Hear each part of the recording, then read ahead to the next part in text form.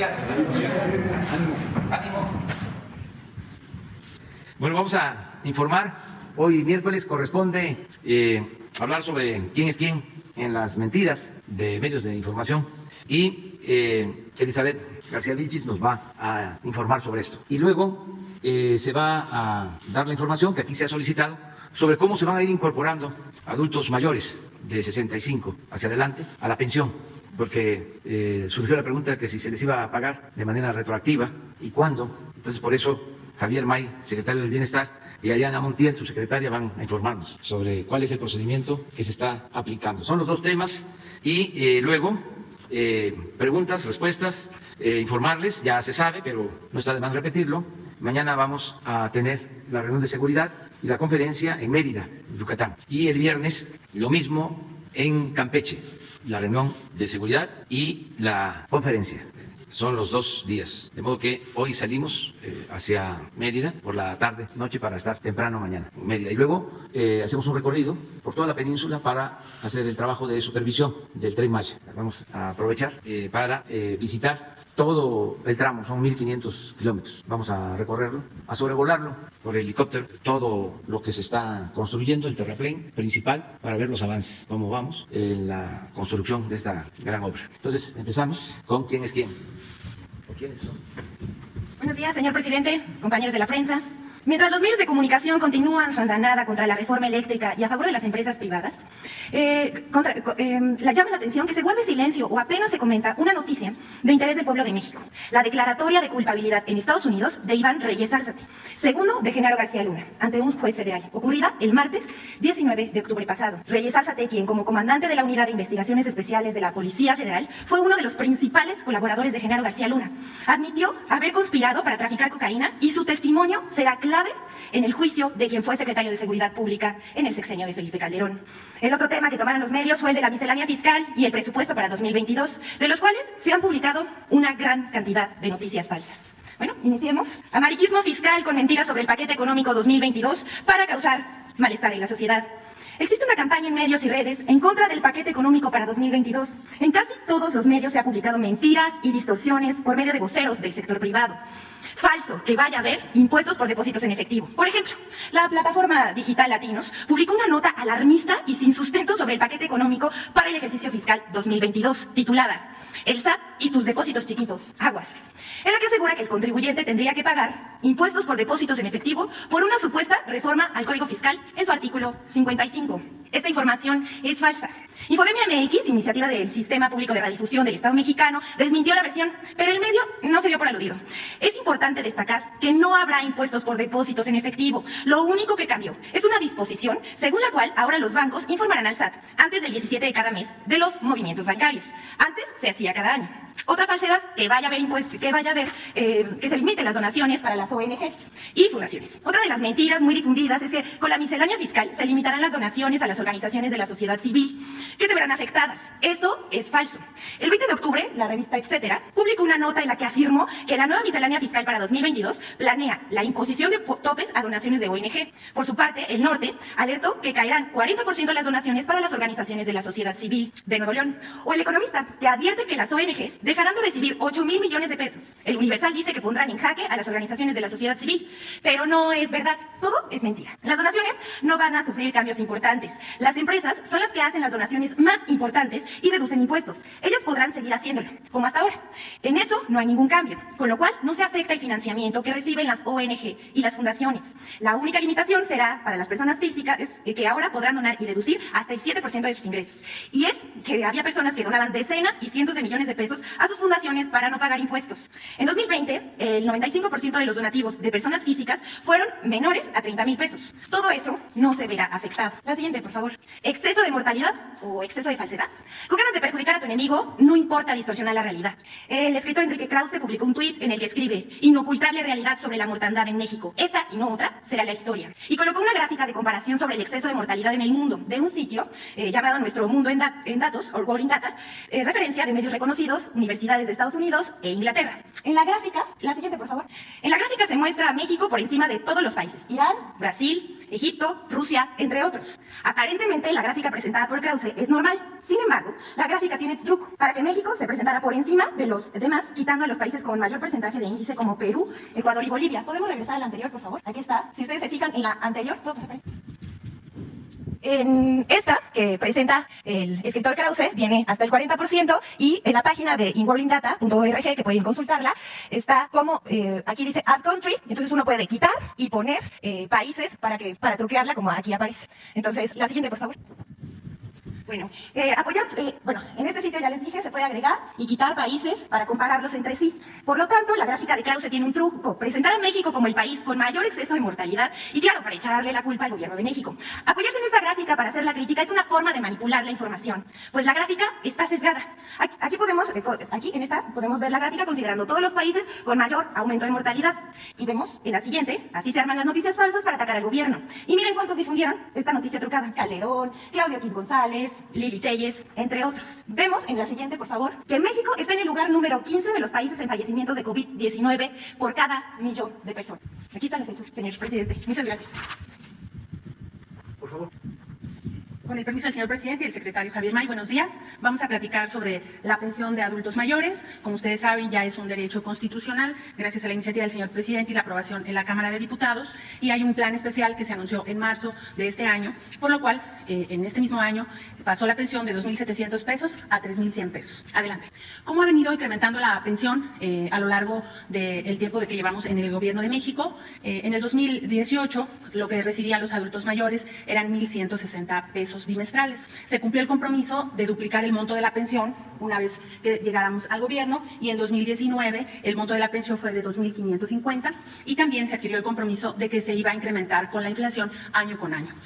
Para 2020 fue de 2.620 y para 2021 en el presupuesto original fue de 2.700 pesos. Con el anuncio del plan de incrementos para la pensión, en este año se incrementaron en el 15%, que fueron 400 pesos. Por ello, en el segundo semestre los adultos mayores reciben 3.100 pesos. Para los próximos 3 años habrá un incremento del 20%. El objetivo del señor presidente es que los adultos mayores lleguen a cobrar aproximadamente 6.000 pesos. Adelante. En términos de inversión social anual, en términos de todo el presupuesto, en 2018 se invertían 43.000 millones de pesos, para 2019 fueron 113.000 millones de pesos, para 2020 127.000 millones de pesos, y para 2021 teníamos presupuestados 135.000 millones de pesos, y se nos autorizó la ampliación para los 400 pesos adicionales de los 8 millones que ya cobraban, más la incorporación de los nuevos derechohabientes de 65 a 67 años, de tal manera que estaremos cerrando el presupuesto en 154.000 millones de pesos. La proyección para los siguientes años son 240.000 millones de pesos. Para el 2022 ya está enviado el paquete presupuestal y estamos en espera que la Cámara de Diputados apruebe el presupuesto. Para 2023 estaremos invirtiendo 300.000 millones de pesos, y para 2024 370.000 millones de pesos. Ese es el plan global para la pensión. ¿Cómo vamos? En este bimestre de septiembre a octubre, que va concluyendo, hemos pagado 8.011.000 personas mayores de 68 años, y hemos invertido de enero a octubre 116.600 millones de pesos. Es como hasta ahora vamos. ¿Cómo hemos avanzado en la estrategia de incorporación? Adelante. Gracias. Aquí planteamos hace cerca de 2 meses y medio cómo íbamos a realizar este trabajo. No sé si lo puedo explicar allá. Muchas gracias. Lo que planteamos es que se iba a hacer en 5 etapas. Entonces, estas 5 etapas, en cada una vamos a incorporar a 450.000 adultos mayores, y vamos hasta este bimestre de noviembre-diciembre. Iniciamos en el mes de agosto, por el tema de las vedas electorales, iniciamos el registro hasta agosto. Iniciamos en todo el país, pero al 100% en 1.182 municipios, que son los municipios más pobres del país. 361 municipios se concluyó el registro en el siguiente bimestre, que es septiembre-octubre, y 317 municipios se están todavía trabajando la incorporación para el mes de noviembre y diciembre. De tal manera que nuestro padrón ha crecido en 1.350.000 adultos mayores adicionales. ¿Cómo vamos a pagarles a ellos? Quienes pertenecen a estos 1.182 municipios, que son los más pobres del país, iniciarán a cobrar julio, agosto, septiembre, octubre y noviembre, diciembre. Es decir, a ellos les van a llegar 3 bimestres, a los otros 361 municipios serán 2 bimestres, y a los que estamos ya en la etapa 3, que es noviembre y diciembre, les llegará 1 bimestre. Así es como se planificó, dándole prioridad a los adultos mayores de los municipios más pobres del país, y el próximo año seguiremos incorporando hasta llegar a la meta de 2.250.000. ¿Continuamos? Gracias. De tal manera que para el bimestre que ya se cubrió, julio y agosto, cobraron 8 millones y ahora en el mes de noviembre vamos a pagar retroactivo. ¿Por qué? Porque empezamos a hacer el registro posterior al inicio del compromiso, por lo que ya expliqué. De tal manera que en julio, agosto vamos a tener ya un padrón pago de 8.450.000 personas. Para septiembre, octubre, 8.900.000. Para noviembre, diciembre, 9.350.000. Con esa cifra vamos a cerrar en este año y vamos conforme al plan. De hecho, tenemos más adultos mayores registrados que han adelantado su registro. Si llegan a un módulo y todavía no era el tiempo, de todos modos se les da la atención y se registran para poder facilitar que no tengan que regresar. Se están recibiendo a todos. Ya tenemos 1.850.000 personas registradas. Adelante. De tal manera que, bueno, este es nuestro cierre global para este año, que este bimestre es el último. Son 9.350.000 adultos mayores que ya tendrán acceso a su pensión y la inversión de 154.660 millones de pesos. Aquí les vamos a comentar, adelante, cómo vamos a convocarlos para la recepción de su tarjeta.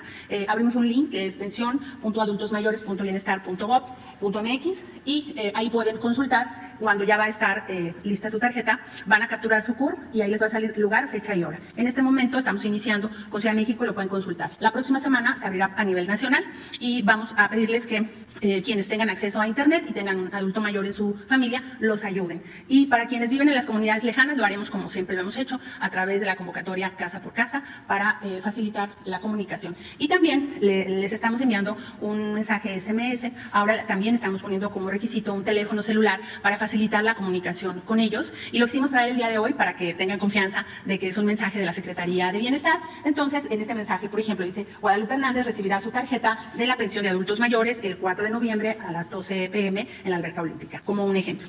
Para que los adultos mayores sepan que es importante que esta información es puntual, les estamos sugiriendo la hora. Si alguien por algún motivo está enfermo, no puede ir en persona, ya saben que pueden mandar a su auxiliar que registraron cuando se anotaron para la incorporación. Estamos realizando todas las estrategias que nos permitan facilitarles el trámite a los adultos mayores. Es cuanto. Gracias. ¿Y el video?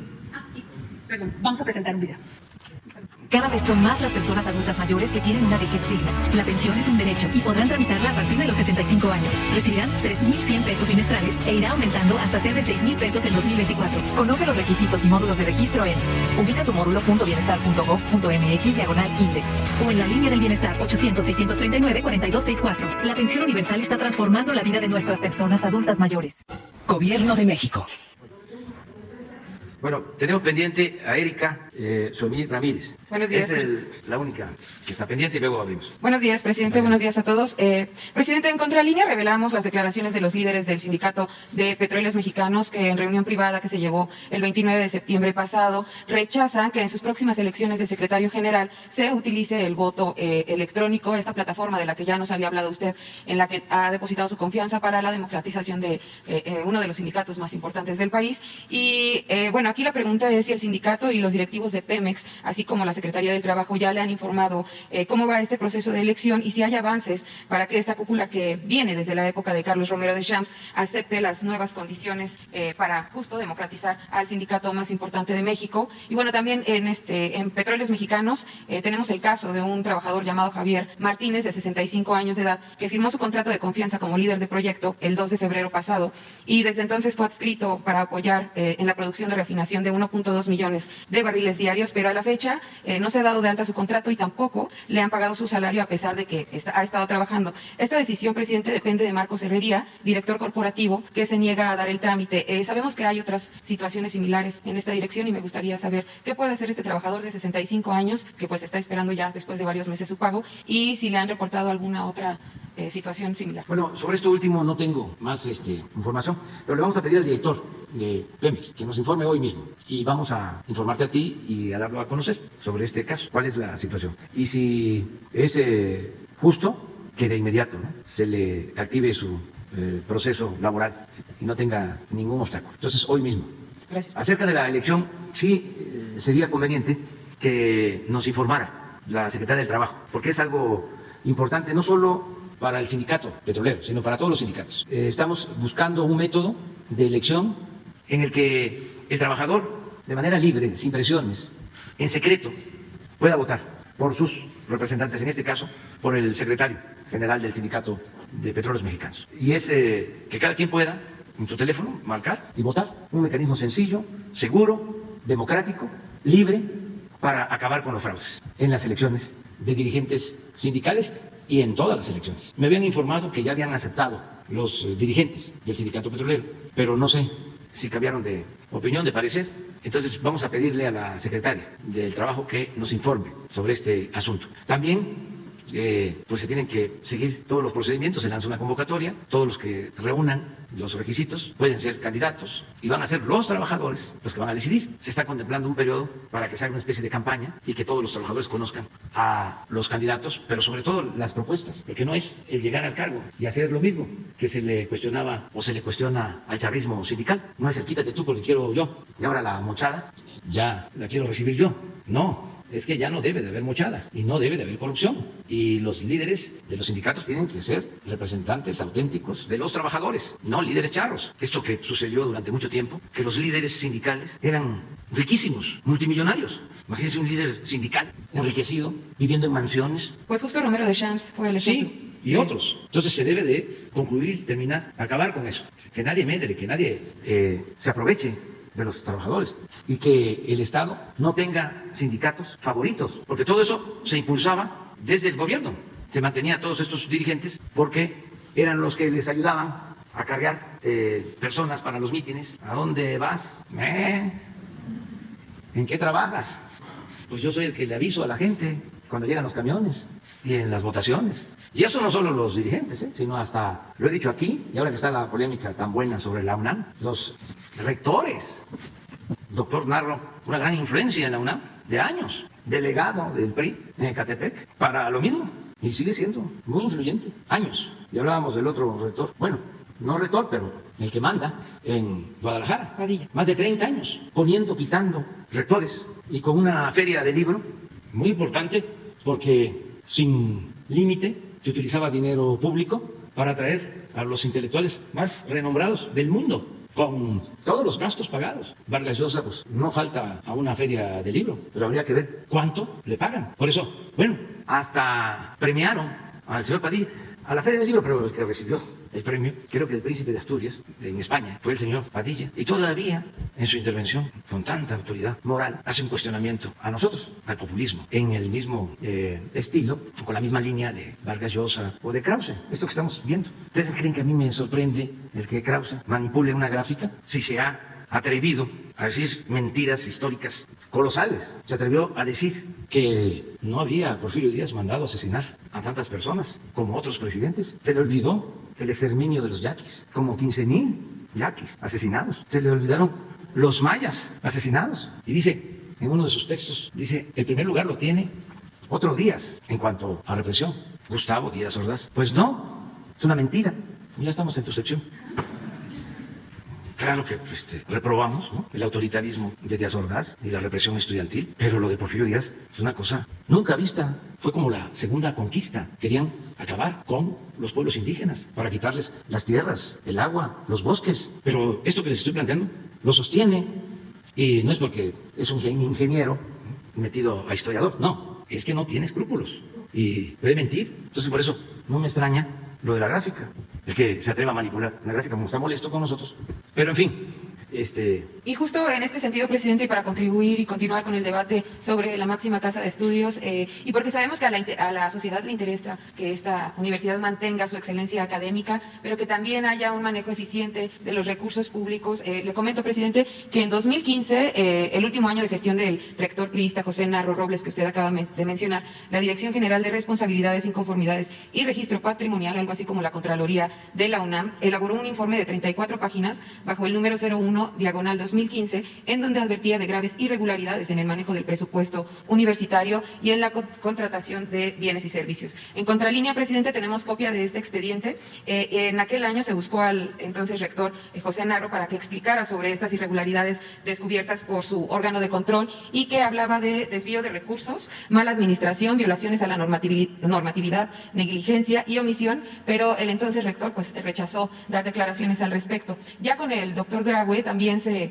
acudió a pues, solicitar parte de esta información y no hubo respuesta. Le comento también que cuando Narro sale de esta rectoría es designado por Enrique Peña Nieto como secretario de Salud y él lo primero que hace es enviar al responsable del desfalco de la UNAM, algo así por 20 millones de pesos, Severino Rubio Domínguez, a una dirección general adjunta. En el caso de Graue, quien también se ha negado a hablarnos del tema y a responder sobre el uso del presupuesto que llega por parte de la Federación y que también se genera a partir de los negocios que ha generado la UNAM, pues no hay respuesta. Y bueno, sabemos que el rector tiene un salario superior a los 200,000 pesos mensuales. Esto es superior a lo que usted recibe mensualmente y nos gustaría conocer su opinión al respecto, presidente. Bueno, mire, nada más decir que es importante que se ventilen estos asuntos.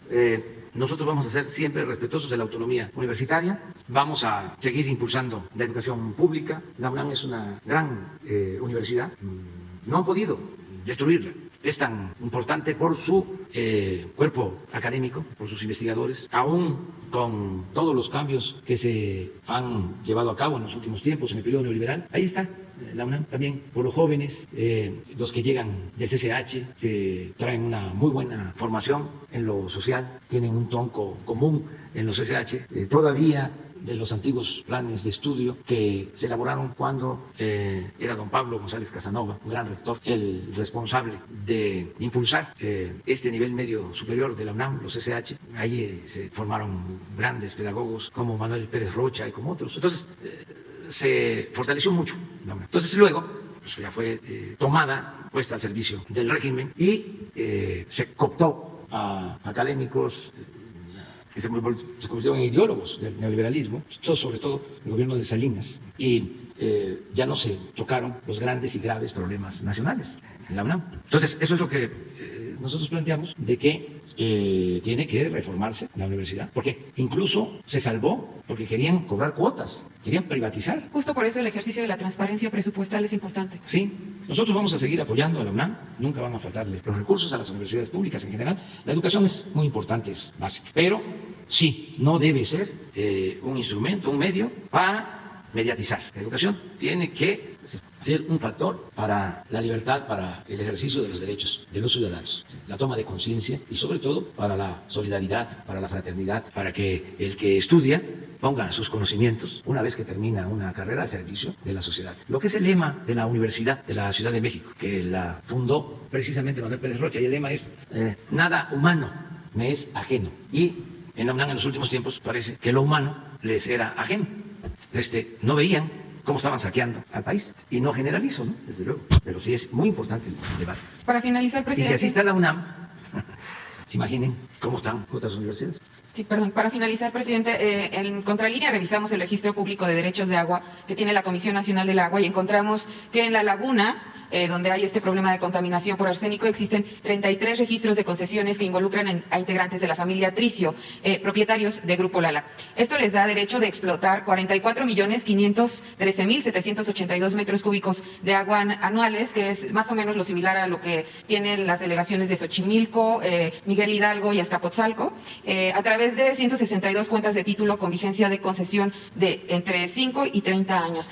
Presidente, esta compañía se encuentra asentada en una de las zonas más contaminadas por arsénico y usted está llevando este proyecto de agua saludable con una inversión de 10,000 millones de pesos. Y bueno, también, de acuerdo con lo que usted expuso hace algunas semanas, este grupo Lala ha sido beneficiario con la condonación de impuestos durante el gobierno de Enrique Peña Nieto hasta por 3,813 millones de pesos. En ese sentido, presidente, usted nos comentó que el director de Grupo Lala ha estado participando en el proyecto de agua saludable e incluso habló de una reivindicación del empresario.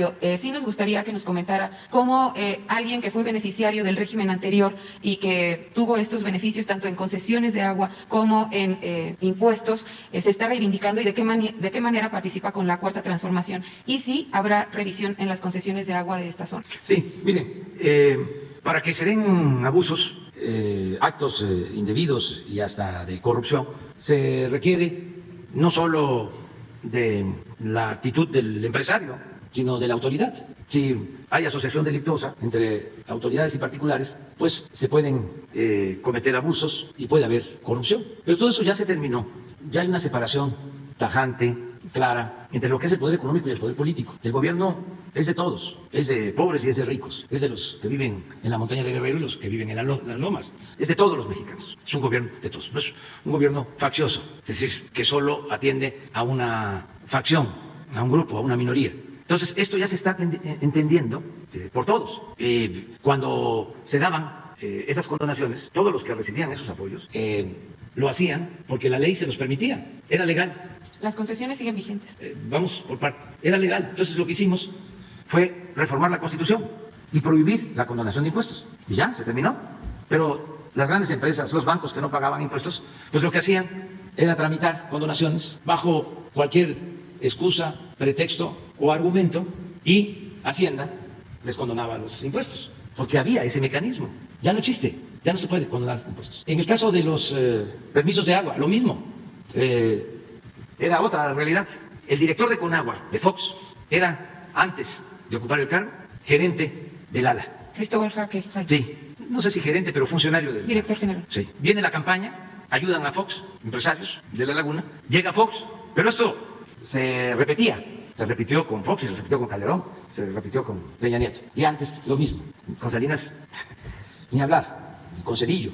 Bueno, entonces, el del ALA era el de Conagua. A esos extremos se llegó. El que trabajaba para Banamex, don Roberto Hernández, llegó a ser secretario de Hacienda de Fox, Francisco Gil Díaz. Y una de las primeras operaciones que hacen es que se vende Banamex a Citigroup y tenían que pagar de impuestos 12,000 millones de pesos. ¿Saben cuánto pagaron? Nada. Bueno, así era. Ahora han estado entendiendo de que ya son nuevas circunstancias y eso ya no se permite. Y muchos de ellos, yo lo reconozco y les agradezco, están cambiando de actitud. Y es de sabios cambiar de opinión. Y ahora están ayudando. En este caso de La Laguna, ellos van a aportar de sus cuotas autorizadas un volumen de agua. Porque es urgente resolver el problema de la contaminación de arsénico en La Laguna. No es posible tener plantas de tratamiento de arsénico para consumo de agua para seres humanos. Además, ya con problemas, no quiero atribuirlo solo a eso, porque también la minería ha afectado, pero hay problemas de cáncer fuera de lo, vamos a decir, normal, de manera atípica. Entonces, todos tenemos que ayudar. Qué bien que tocas el tema de agua saludable para La Laguna, porque tenemos ahí oposición de políticos retrógradas, corruptos, que ni siquiera están entendiendo de que se trata de la salud del pueblo. Entonces, por sus intereses caciquiles y queriendo sacar raja, están tratando de impedir que se lleve a cabo el proyecto. Ayer tomé la decisión de nombrar a Gabriel García, que es senador, va a pedir licencia para hacerse cargo del programa de agua saludable. ¿Por qué? Habíamos acordado de que no iba a haber problema, pero son muy mañosos, están acostumbrados a tirar la piedra y a esconder la mano. Voy yo y me dicen, no hay problema, aquí todos ayudamos. Y ahora ya hay 2 amparos y están promoviendo otro más. Entonces, aquí vamos en su momento a decir quiénes se están oponiendo, pero no a los que logran manipular, sino a los jefes, a los manipuladores, en su momento, porque estoy planteando el asunto, ojalá, y cambien de parecer, porque hasta las piedras cambian de parecer. Gracias, presidente. ¿Qué? Y luego tú, y tú. Ya, y luego nos vamos para atrás. Gracias, presidente. Buenos días.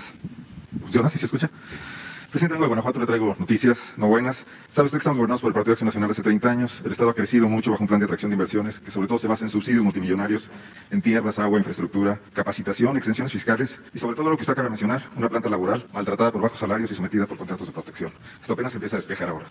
Como resultado se logró un crecimiento sostenido de 3% anual durante la última década, pero el desarrollo para la población ha sido marginal, incluso ha retrocedido. De 2008 a 2018 la población en Guanajuato disminuyó apenas 0.7%, 3 veces menos que el promedio nacional de 3.4%.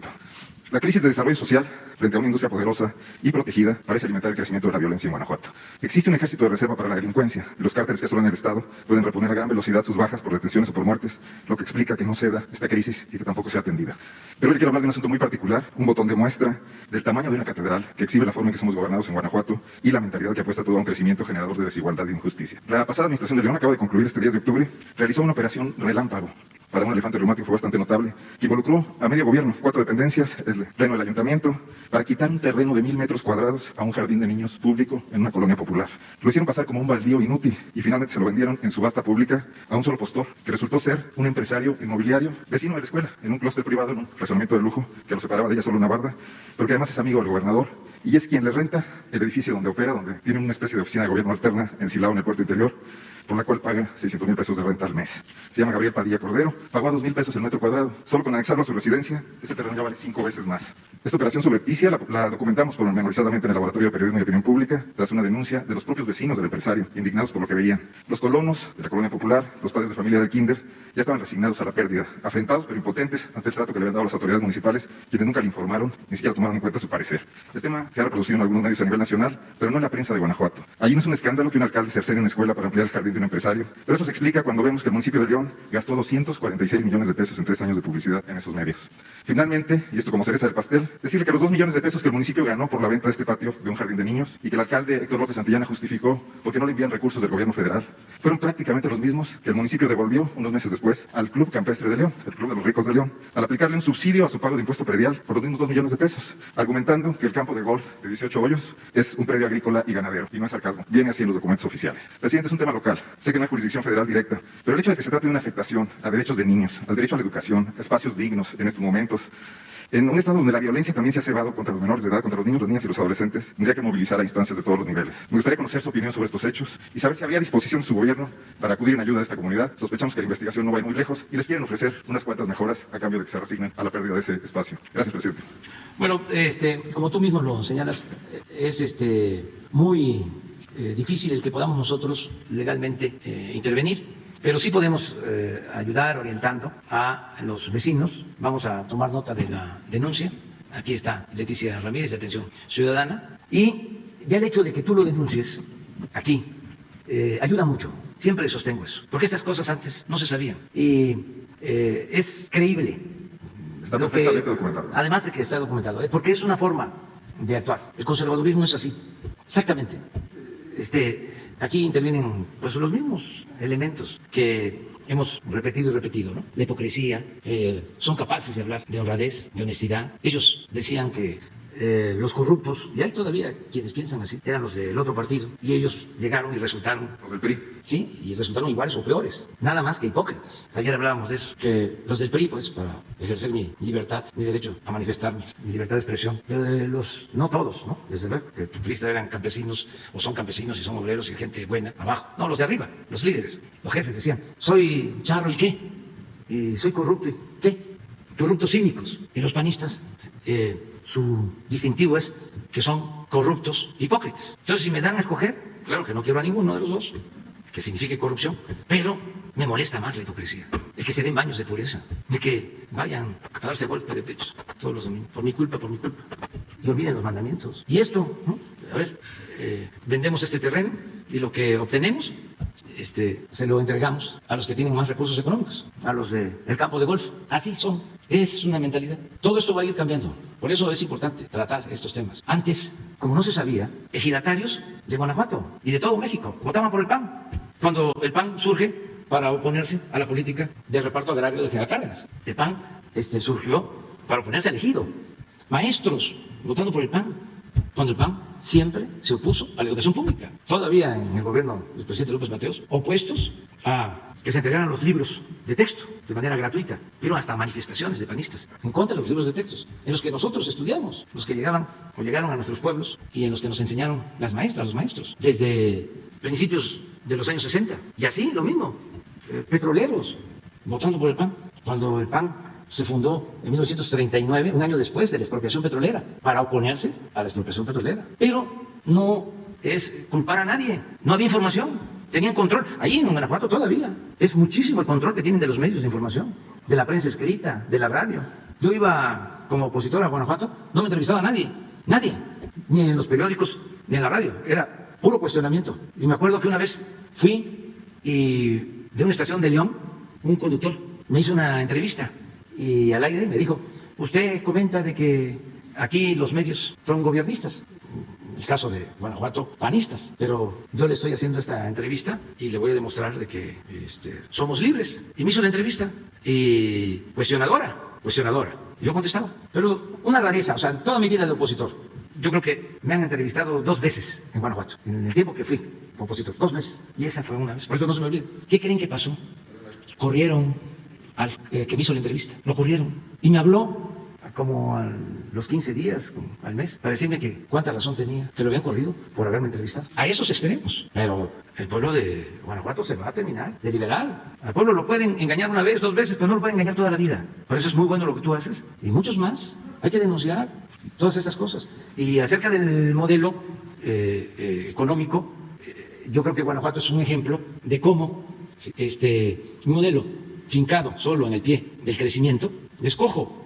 Le hace falta el otro pie, el del bienestar, porque ahí han dado facilidades para que se instalen empresas maquiladoras y hay crecimiento económico, pero no ha habido bienestar.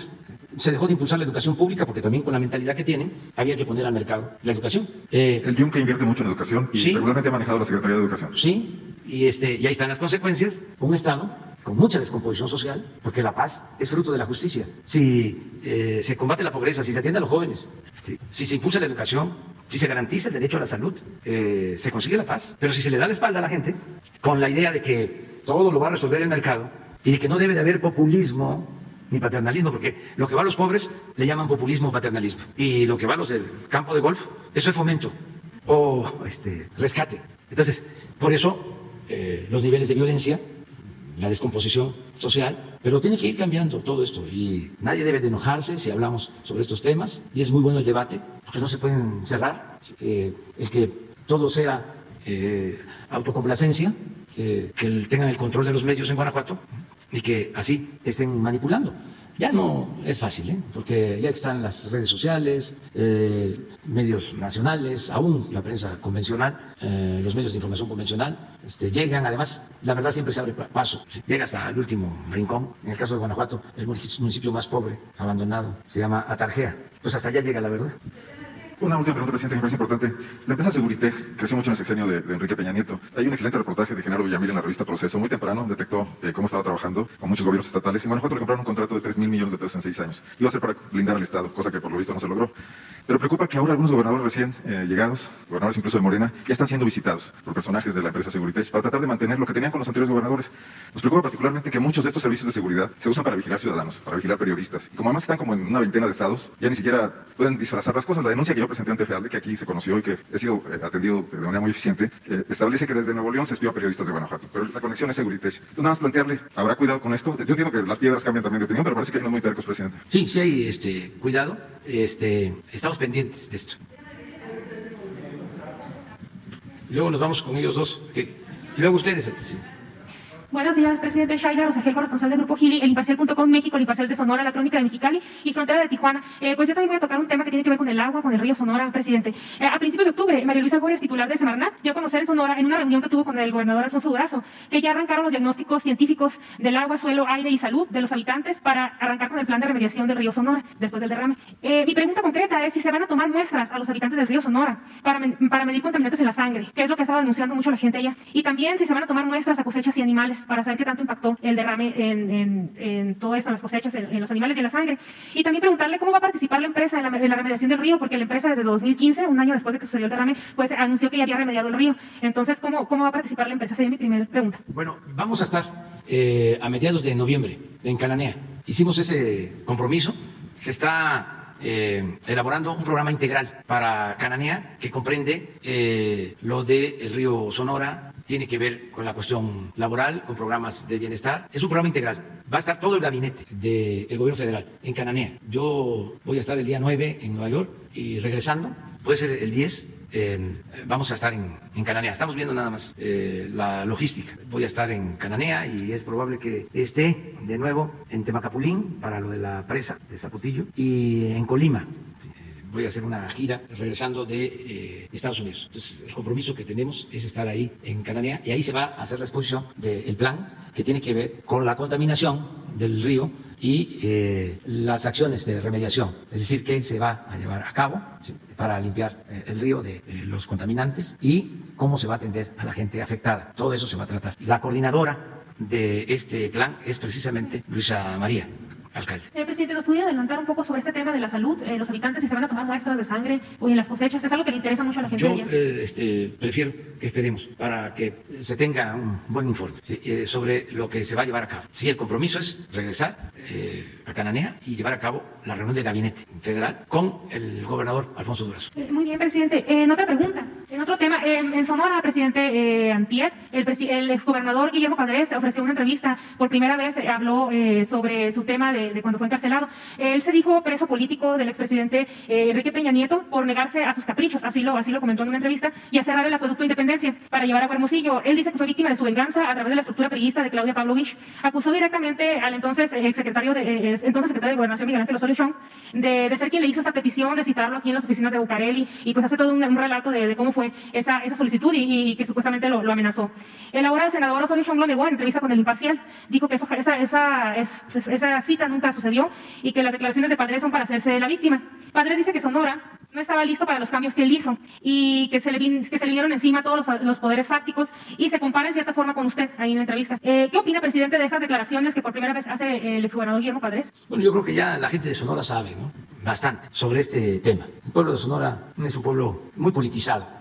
De ahí son los revolucionarios más destacados del norte de nuestro país, presidentes de la República, destacadísimos, y sobre todo la gente está muy despierta, muy consciente. Ya saben, y fue lo mismo, engaños y engaños, hasta que la gente dijo basta. Y yo felicito al pueblo de Sonora porque ahora decidieron cambiar, porque era PRI o PAN, que al final resultaron ser lo mismo. En mi experiencia, cuando la elección de 2006 fue uno de los estados donde hubo más fraude. Era gobernador Burs y ayudó la maestra Albester, como lo hicieron en Nuevo León, que era gobernador Natividad González Parás. Casillas donde habían 300 ciudadanos, las llenaron con 600 votos. Hay pruebas de eso. Se robaron la elección presidencial de 2006. Intervinieron todos ellos. Burs, la maestra Albester, el gobernador que está ahora preso, Hernández de Tamaulipas, Natividad González Parás. Todos se unieron, PRI y PAN, en el 2006. Y el PRI le ayudó al PAN en el fraude. Y en el 12 se volvieron a unir, nada más que el PAN le ayudó al PRI. Esto es de dominio público. Bueno, en el caso, por ejemplo, de la guardería ABC, se presentó el asunto justo en la víspera de una elección en Sonora. Manipularon el caso, como sopilotes, traficaron con el dolor de las madres, de los padres, de los niños. Y así influyeron para que ganara el PAN. El PAN, la gubernatura, con lo de ABC.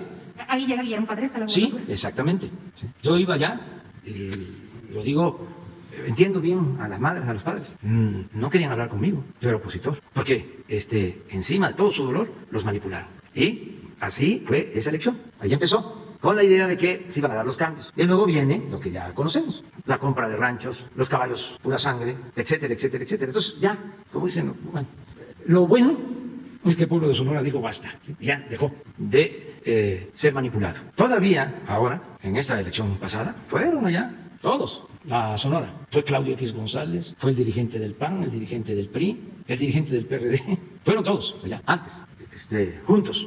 Bueno, un hermano de Burs declinó para apoyar la alianza conservadora, pensando que con eso iban a ganar. Entonces, lo que me da mucho gusto es la actitud del pueblo de Sonora. Ahora, la responsabilidad es de Alfonso. No tiene derecho a fallar.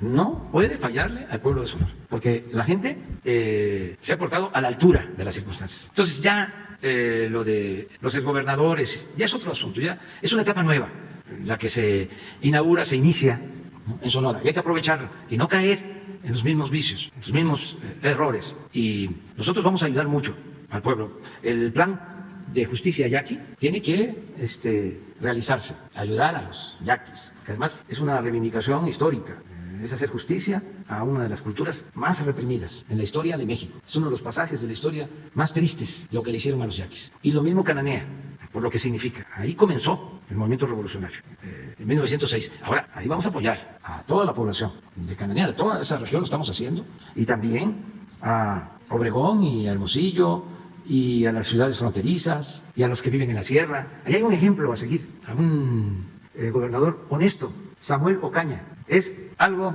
excepcional. Fue gobernador de Sonora, no robó, muy distinto a otros. O sea, muy distinto. terminó como gobernador y se regresó a su pueblo, a un municipio. No recuerdo el nombre, he estado ahí, en el pueblo del doctor. Sí. Y se quedó a vivir ahí, con humildad.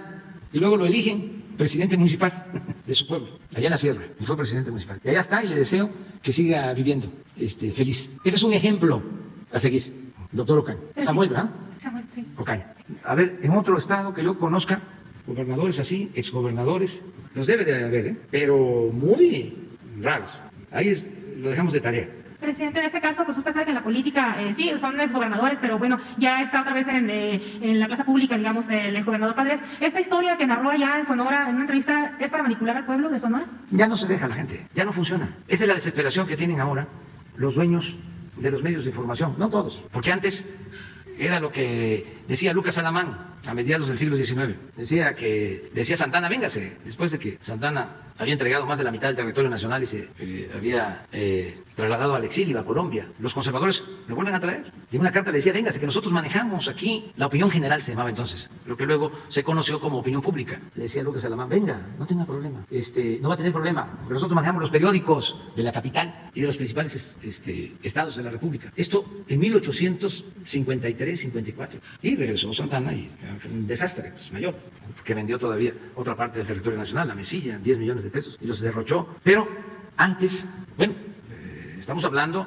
de mucho tiempo antes de la máxima de Goebbels, de que una mentira que se repite muchas veces puede convertirse en verdad. Entonces, y eso se mantuvo durante mucho tiempo, un control que se ejercía por los medios de información. Pero eso ya es de los grandes e importantes cambios que han habido en los últimos tiempos. Por eso hablo yo de las redes sociales. La contribución fue importante, porque ya la gente tiene otra forma de enterarse. Antes era un periódico o dos en Hermosillo o en cualquier ciudad, 1, 2, 3 estaciones de radio, los programas de noticias de la mañana bien controlados, mediodía, en la tarde, a nivel nacional lo mismo, las televisoras, en la mañana, mediodía, en la tarde, y mucha gente decía, es que ya lo dijeron en la radio, ya lo vimos en la televisión. Entonces, todo eso, por eso era el cuarto poder, todo eso ya está siendo cuestionado, ya la gente tiene información de varias fuentes, puede con el teléfono informarse, y hay polémicas, ya no es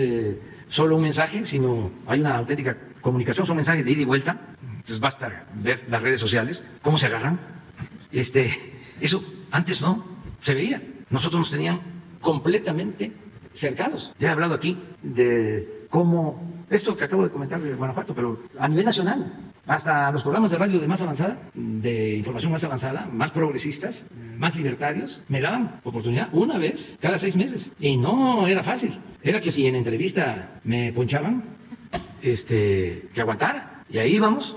Entonces, para que la conductora o el conductor no apareciera de que estaba del lado de nosotros y fingiera de que era independiente, tenía que hacernos las preguntas más duras y fuertes. Y les comentaba yo, que me da mucha risa y se lo voy a agradecer siempre, por eso lo recuerdo con afecto, al licenciado Sabludowski, que después de estar en Televisa, ¿no?, con una postura muy ortodoxa, cambia y actúa con más libertad. Y como era buen periodista, tenía pues un gran conocimiento de la política, de los asuntos públicos, y tuvo una muy buena época en la radio antes de fallecer. En ese tiempo era de los pocos que nos daba espacio, pero era tan fuerte la censura que lo que hacía era abrirme el micrófono, no me hacía una sola pregunta y nada más empezaba advirtiendo. Usted nos llamó, ¿verdad, licenciado? O sea, dando a entender de que no era una entrevista, que no me había buscado para entrevistarme, sino que yo había llamado. ¿En qué podemos servir? Pues queremos, licenciado, dar a conocer de que va a haber una movilización porque no estamos de acuerdo con la privatización del petróleo. Sí, licenciado, usted puede expresar lo que quiera, lo que considere. Y agarraba y hablar. Yo pues no hablo de corrido, pero ahí sí. Me voy a aprovechar porque es un meeting.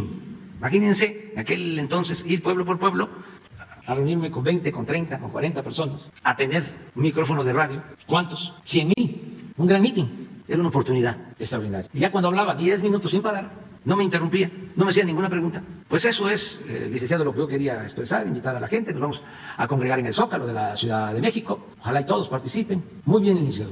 ¿No tiene nada más que decir? No, licenciado, muchas gracias. Hasta luego. Así era. Entonces, ahora no. Ahora es distinto porque los medios ayudan. Entonces esto es para Sonora, pero aplica para todo el país. Ya más por último, algo muy rápido. ¿Cuánto van a dar a conocer las reglas para la regularización de autos chocolate? Nada más eso. Ya se firmó el decreto, está por publicarse. Voy a pedir la información al secretario de Gobernación sobre esto. Es la regularización de los vehículos.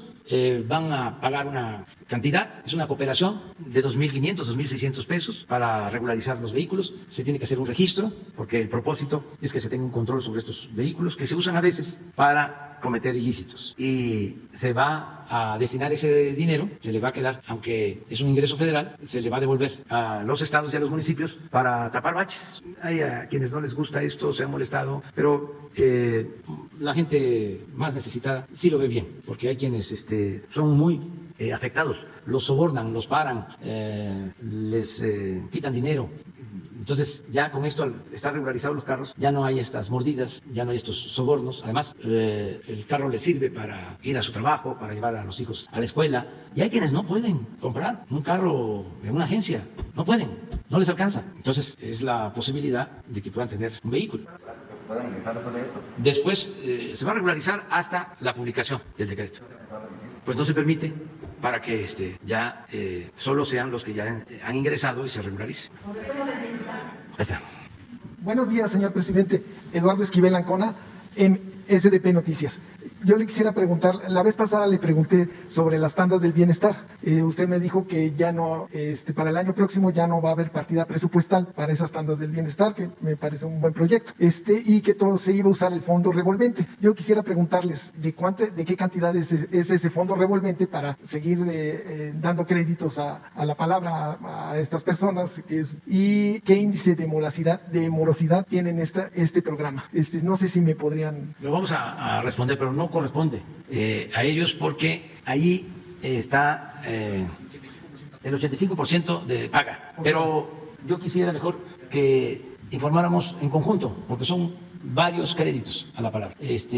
Son créditos a pequeños empresarios, dueños de pequeños talleres, quienes tienen un pequeño negocio, artesanos. Peluquerías. Ahora con la pandemia se entregaron créditos a quienes no despidieron a sus trabajadores inscritos en el Seguro Social, se les entregaron 25,000 pesos y vamos a hacer una revisión en conjunto, si te parece, y vamos a conocer el informe, porque de ahí puede salir de eso que ya se tiene como revolvencia para financiar el programa del año próximo. Así, y si es suficiente ese dinero. Y yo creo que Jesús hacemos el compromiso ahí con Javier, con Tatiana, con Zoé, Rocío Mejía, y te informamos. Bueno, en otra pregunta, así rapidísimo, porque no hay de ser aprobada la reforma eléctrica que usted envió al Congreso, ¿no habrá un riesgo de que las inversiones del exterior se paren por este motivo? Como lo dijo la Chamber of Commerce México, no habrá un impacto y no habrá un impacto que las empresas, las grandes transnacionales que están generando, privadas, que están generando electricidad aquí en México, dejen de pagar sus créditos al ya no tener estos estímulos tan grandes, que estos subsidios que tienen estas empresas, que dejen de pagar sus créditos a la banca de desarrollo. Hay que recordar que Eólica del Sur, que está en Oaxaca y que tuvo grandes cuestionamientos esta eólica y movimientos sociales, porque la gente se oponía, de esa región se oponía a que en sus tierras se pusiera esta eólica, y según me decía el ingeniero Mario Morales Bielmas, esta eólica es la que más socios tiene. De a $1 son como 10,000 socios. O sea, de que les pagan de luz muy poco y todo subsidiado, el posteo, la transmisión no se las cobran, no les cobran muy poco. Entonces, y esta eólica, la inversión que tuvieron las empresas, la inversión de riesgo para la construcción de esta eólica solo fue del 9%. Lo demás fue créditos de la banca de desarrollo, además de créditos no recuperables del Fondo Nacional de Infraestructura. Entonces, yo creo que sí puede haber un riesgo de que digan, no, pues ya no me dejan, entonces ya no les voy a pagar, porque ya no tengo de dónde. Entonces, sí. Sería mi pregunta. No hay problema, porque nosotros lo que buscamos es garantizarles una parte del mercado, 46%, y con eso pueden salir adelante. Y es ordenar todo lo relacionado con el sistema eléctrico, porque actuaron de manera muy responsable. Es algo parecido a los gasoductos. Lo he dicho en otras ocasiones, pero ojalá y se vaya internalizando el nivel de irresponsabilidad que hubo. Para hacer negocio con los gasoductos, inventaron de que se necesitaban 14 termoeléctricas en el país. Y esas 14 termoeléctricas iban a requerir gas, de modo que había que construir las 14 termoeléctricas y contratar el gas para las 14 termoeléctricas. No hicieron las termoeléctricas, porque la verdad no era ese el propósito. Pero el gasoducto sí. Pero los gasoductos sí, porque era el negocio que buscaban. Y con créditos de la banca de desarrollo también. Y también. Entonces, aun cuando se llegó a un acuerdo, el gas que tiene la Comisión Federal es más del que se necesita para la industria eléctrica, para sus plantas. Hay un excedente y se tiene que pagar, porque así están los contratos. Bueno, fue lo mismo que sucedió con las concesiones para producir energía supuestamente limpia. Se hicieron estos negocios sucios. Empezaron a dar permisos y concesiones a todos. Y ahora las concesiones que hay significan producir muchísima más energía de lo que se necesita en el país, pero hacia el futuro. Pero además, las líneas de transmisión no soportarían, no aguantarían el que se subiera toda esa energía de las concesiones que se otorgaron a particulares. Entonces, si no se ordena el mercado eléctrico, va a producirse un caos. Como en España. Como en España, y a lo mejor peor. Entonces, ¿para qué es la iniciativa? Para poner orden. Entre otras cosas, la política se inventó para poner orden en el caos, así como también se inventó para evitar la guerra. Entonces, lo que estamos planteando es, vamos a ordenar el mercado eléctrico. Ya no es posible que de manera irresponsable se mantengan esos contratos, porque vamos a perder todos. Yo le puedo decir a la gente que mientras estemos nosotros, no van a aumentar las tarifas de energía eléctrica. Vamos a sostener nuestros compromisos. Sí, pero nosotros podemos paliar la situación 2, 3 años y hacia adelante. Quiebra por completo la Comisión Federal de Electricidad. Tarifas altísimas. Sí, se va a venir una situación gravísima. Entonces, ¿por qué no ordenamos? Y tienes razón. ¿Saben cuánto tienen de crédito estas empresas particulares? 70,000 millones de pesos de la banca de desarrollo. Fue puro cuento de que si abrían el mercado de la industria eléctrica iba a venir inversión extranjera. No, es dinero del país. 50,000 millones de créditos se entregaron en Nacional Financiera y en Banco de Comercio Exterior. 50,000 millones. Y Banobras, 20,000. 70,000 millones. Y todavía hasta premiaron a los de Nacional Financiera y los nombraron para el Banco de México, cuando actuaron de manera irresponsable, pero también no tienen toda la culpa ellos, ¿no? Sí tienen responsabilidad, porque si alguien tiene un cargo y un superior le dice, entrega este crédito, y si se trata de un buen servidor público, lo que puede decir, este crédito es irrecuperable. Por ejemplo, al que le dieron la orden, al director de Nacional Financiera, creo que es el actual presidente del Banco de México. Estaba en Nacional Financiera. Le dieron la orden para que les diera el crédito de $100 millones a los del financiero.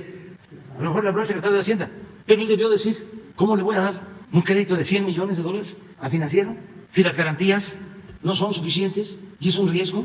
Y soy servidor público y tengo que cuidar la hacienda pública, los dineros del pueblo. Ah, no, se queda callado. Y como se quedó callado, pues lo ascienden. Entonces, no creo que vaya a suceder nada, al contrario, es importante para todos poner orden. Es un poco lo que hablábamos del agua.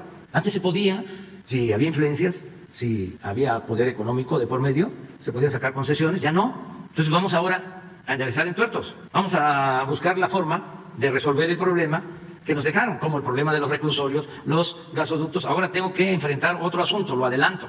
Antes de que nos entregaran el gobierno, en vísperas de los cambios, entregaron concesiones de mantenimiento para carreteras. Imagínense, nosotros destinamos para darle mantenimiento a las carreteras públicas, que estamos cuidando que no se llenen de baches, 20,000 millones de pesos. Y nos cuesta el mantenimiento, contratados con estas asociaciones públicas privadas, a 15 carreteras, 15 nada más del país, 15,000 millones.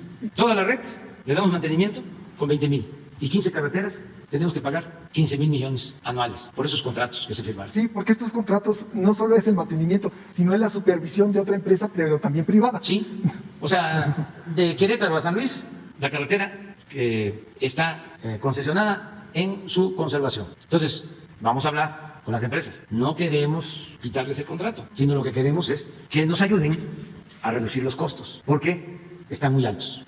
Entonces, es parte de la pregunta. No va a haber ningún problema, nos vamos a entender. Ya me voy, ya me voy. Muchas gracias. Nada más, déjeme decir dos cosas. Tú te quedas para el miércoles. A ver, pues. Bueno, yo tengo que hacer dos planteamientos finales, además me acuerdo. Buenos días, presidente. Pamela Ceballos, del Defensor Sin Censura, La Bandida y el Defensor de la Verdad. Y bueno, el día de hoy le quiero dar seguimiento al caso del robo de 37.956 unidades de medicamentos oncológicos sustraídos la madrugada del domingo 4 de octubre del año 2020, hace ya más de un año, en una bodega en Iztapalapa. Yo estuve investigando todo este caso desde entonces y mágicamente estos medicamentos fueron a parar hasta Guadalajara, Jalisco, como si alguien lo hubiera tramado desde los sótanos del poder de Guadalajara para generar desabasto de medicamentos de forma deliberada para dañar su gobierno. Lo sé porque tengo en mi poder los peritajes de los medicamentos escondidos en una casa y es increíble cómo el número de lote y piezas de esos medicamentos de Guadalajara coinciden con los que hurtaron aquí en la Ciudad de México.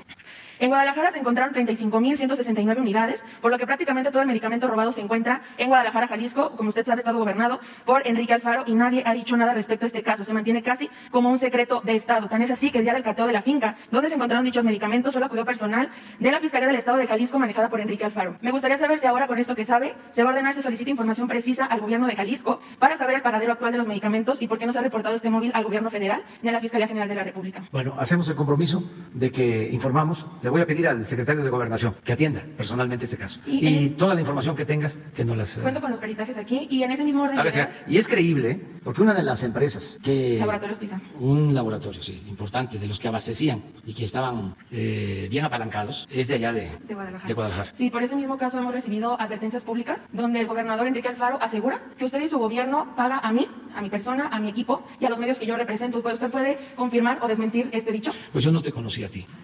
Pues y me da mucho gusto conocerte. Me da mucho gusto conocerte y que tengas el valor, ¿sí?, de denunciar. Y cuentas con todo nuestro apoyo, con todo nuestro respaldo. Muchas gracias. Estamos en trámites para la protección. Esperamos pronto tener una respuesta de este caso porque tenemos miedo. Sí, pero adelante. Yo siempre digo que la libertad no se implora, se conquista. Claro que sí. Y tratándose de mujeres más. En este mismo orden de ideas, señor presidente, la noche del 15 de octubre, misma fecha que se cateó esa finca en Guadalajara, se encontraron 8.144 unidades de medicamento oncológico en 7 bolsas abandonadas en Azcapotzalco. En ese momento, la Fiscalía de la Ciudad de México aseguró que dichos medicamentos pertenecían al mismo lote de medicamentos robados en la bodega de Iztapalapa, pero si hacemos las cuentas matemáticas no dan, porque en Guadalajara se encontraron 35.169 y aquí en la Ciudad de México se encontraron 8.144, lo cual nos da más de 43.300 unidades. Entonces tenemos un remanente de más de 5.360 unidades de medicamentos. Esto quiere decir, presidente, que o robaron más medicamento del que se nos informó o alguien intencionalmente dentro del gobierno de la Ciudad de México hizo este montaje con los medicamentos abandonados en bolsas de basura en Azcapotzalco para aumentar sus bonos políticos. Vamos a investigar, sí, y vamos a informar aquí sobre tu denuncia, si te parece. Muchas gracias, señor presidente. Muy bien. Miren, dos cosas ya. Una, agradecerle mucho a los legisladores, diputados y senadores, porque ya se aprobó la ley de ingresos y es una ley que nos permite seguir fortaleciendo las finanzas públicas. ¿Qué tiene esa ley en esencia? Dos cosas. Una, que no hay aumentos de impuestos. Seguimos cumpliendo con el compromiso de no aumentar los impuestos. Ya 3 años. Vamos para el 22 sin aumentar impuestos. Y lo segundo, hay ya un sistema de simplificación para que los pequeños comerciantes, pequeños empresarios, pequeños contribuyentes no tengan que hacer tanto trámite. Se simplifica completamente para los pequeños el pago de impuestos. Esto me lo pidieron empresarios de Monterrey, de una asociación de empresarios de Monterrey que me solicitaron que se simplificara y a lo mejor ya no nos acordamos, pero en una convención nacional bancaria yo hice el compromiso de llevar a cabo una simplificación fiscal. Y es un hecho, es una realidad. Le voy a pedir a la directora del SAT que informe sobre las bondades de este nuevo sistema de simplificación. Por eso le agradezco mucho la confianza a los legisladores, a los diputados, a los senadores. Ayer ya se aprobó en el Senado, creo que 66 votos contra 46. Según mi informe. Al aprobarse la ley de ingresos, ya lo que queda es aprobar el presupuesto, porque de acuerdo al procedimiento parlamentario, primero se tiene que aprobar la ley de ingresos. Es obvio saber con cuántos recursos se va a contar para tener el presupuesto, para financiar el presupuesto del año próximo. Entonces, es una muy buena noticia. Ya está la ley de ingresos y corresponde ya solo a la Cámara de Diputados, porque es facultad exclusiva, aprobar el presupuesto para el año próximo. Si se aprueba el presupuesto para el año próximo, que todo indica que no va a haber ningún problema, está garantizado el financiamiento para la educación, para la salud, para el desarrollo, para todos los programas de bienestar, garantizado el que van a poder tener sus sueldos todos los trabajadores al servicio del Estado, todos los servidores públicos, sean trabajadores de Pemex, Comisión Federal de Electricidad, soldados, marinos, maestros, enfermeras, médicos, todos, sin ningún problema. tenemos presupuesto suficiente y va a haber aumentos también en el presupuesto. Se está considerando ya aumentar el presupuesto mínimo tomando en consideración la inflación, que esto significa no perder presupuesto, sino que se tenga más presupuesto en términos cuantitativos y en términos reales lo mismo. Sí. Se considera la inflación. Tenemos también garantizado los fondos para terminar el aeropuerto, para continuar con el programa del Istmo de Tehuantepec, para el presupuesto del Tren Maya, para todo lo que vamos a requerir. Entonces, fue una muy buena noticia la de ayer. Y la otra buena noticia, esto es para presumirles un poquito, porque ya se dio a conocer, pero así muy a regañadientes, un periódico que es como el Reforma, que se llama el Financial Times, ¿no? Así como el Reforma, ya reconoce que pobremente estamos en segundo lugar, tenemos medalla de plata, el gobierno de México. Nada más nos está ganando el presidente de la India. No lo puedes ampliar así, grandotote. Entonces, para el archivo de vanidades, van a decir nuestros adversarios, es un ególatra. Pero es que para nuestros adversarios, los de arriba, los fifís, un periódico como este lo consideran como la Biblia, cuando tampoco es la panacea. Pero ellos sí, el Financial Times, el New York Times, el Wall Street Journal, el Washington Post. Y sí, el Reforma. Pero mire, estamos en segundo lugar. Ahí está. Y esto lo subrayo porque no es mi persona, es la confianza de la gente. Y es para orgullo de México. Nuestro país está bien calificado en el mundo. Y es un orgullo ser mexicano. Un orgullo. Bueno, nos vemos.